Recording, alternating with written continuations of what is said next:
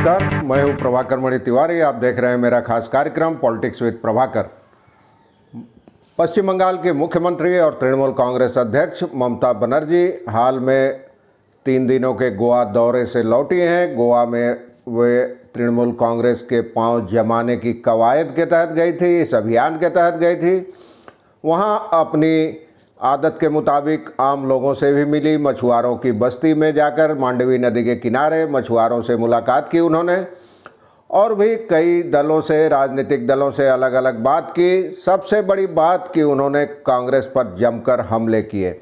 इससे सवाल उठने लगा है कि पश्चिम बंगाल विधानसभा चुनाव के नतीजों के बाद बीजेपी के खिलाफ तमाम दलों को एकजुट करने की कवायद जो उन्होंने शुरू की थी, उसके तहत कांग्रेस प्रमुख सोनिया गांधी, राहुल गांधी, इनसे मुलाकात की थी। लेकिन अब क्या वजह है कि वे लगातार कांग्रेस पर हमले कर रही हैं, कांग्रेस के नेताओं को अपनी पार्टी में शामिल कर रही हैं। और गोवा में भी उन्होंने कांग्रेस पर जमकर हमले किए। कहा कि कांग्रेस के कारण ही बीजेपी की टीआरपी बढ़ी है, बीजेपी मजबूत हुई है। आज चर्चा करूंगा ममता के गोवा दौरे के बहाने उनकी रणनीति में आए इस बदलाव की। और त्रिपुरा में भी तृणमूल कांग्रेस के नेता लगातार कांग्रेस पर हमले कर रहे हैं। वीडियो आखिर तक देखिए, जचे तो उस चैनल को सब्सक्राइब करें, मित्रों परिजनों के साथ शेयर करें और घंटी का निशान भी दबा दें।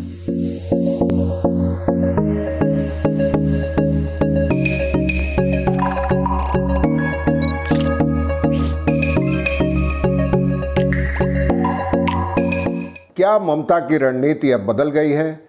क्या बीजेपी के खिलाफ तमाम विपक्षी दलों को एकजुट करने की जो मुहिम उन्होंने शुरू की थी, क्या अब उसका कुछ उसमें बदलाव आया है? क्योंकि पहले जहां कांग्रेस को साथ लेकर ममता बनर्जी चल रही थी और उसके साथ बाकी दलों को भी एकजुट करने की कवायद कर रही थी, अब उन्होंने अचानक अपने तेवर में बदलाव करते हुए कांग्रेस पर हमले शुरू कर दिए हैं।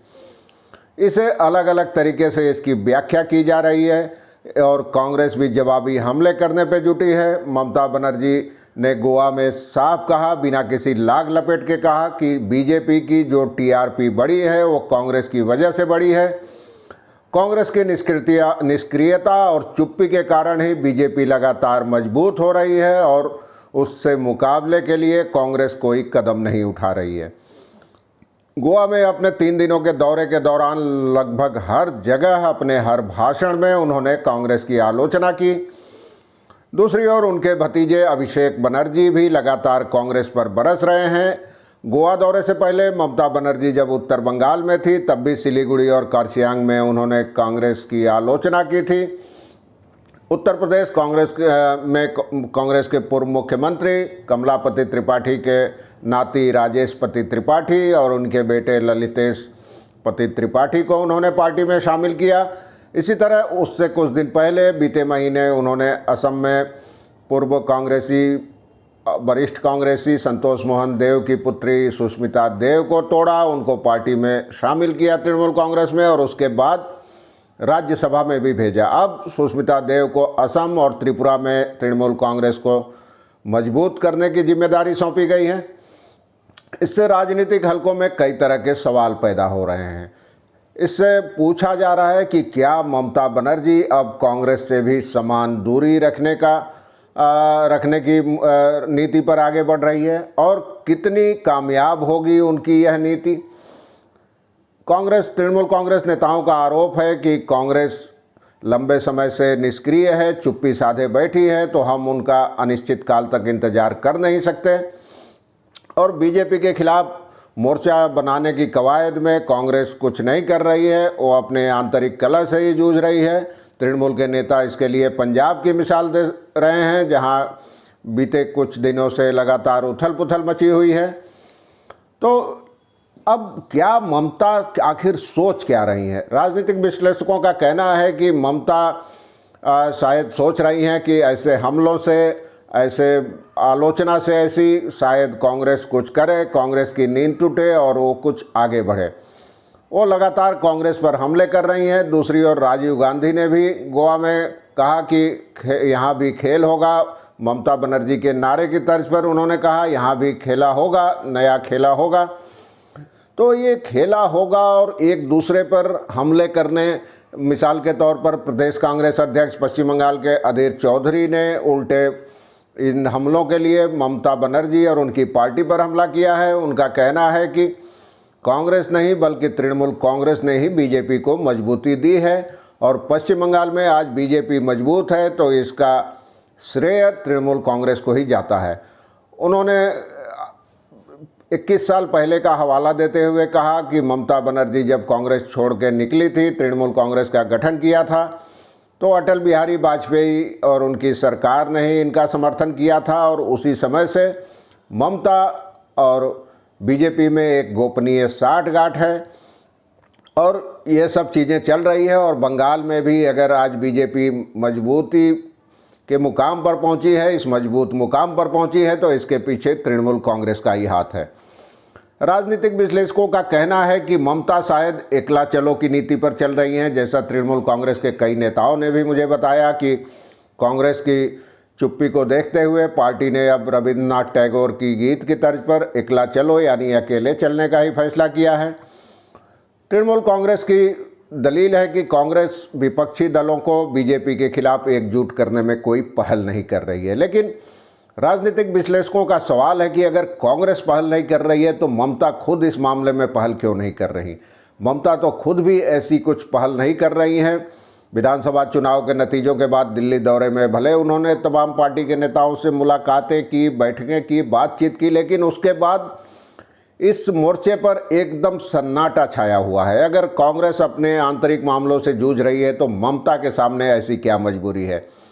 और इस बात पर भी हैरत जताई जा रही है कि ममता बीजेपी के साथ साथ कांग्रेस पर भी हमले कर आखिर हासिल क्या करना चाहती हैं।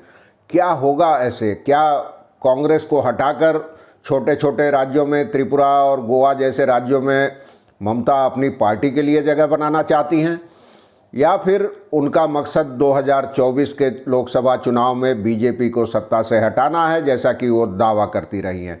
लेकिन एक राजनीतिक विश्लेषक ने बताया कि ममता की रणनीति समझ में नहीं आ रही है। ऐसा लगता है कि ममता और उनकी पार्टी भ्रमित है, उसको समझ में नहीं आ रहा है कि आखिर करना क्या चाहिए। और 2024 में लोकसभा चुनाव में बीजेपी को हराने का जो लक्ष्य है वो त्रिपुरा और गोवा जैसे छोटे छोटे राज्यों में ध्यान केंद्रित कर और वहाँ से कांग्रेस की जगह हथियाने की कोशिशों के जरिए वो लक्ष्य कैसे हासिल किया जा सकता है।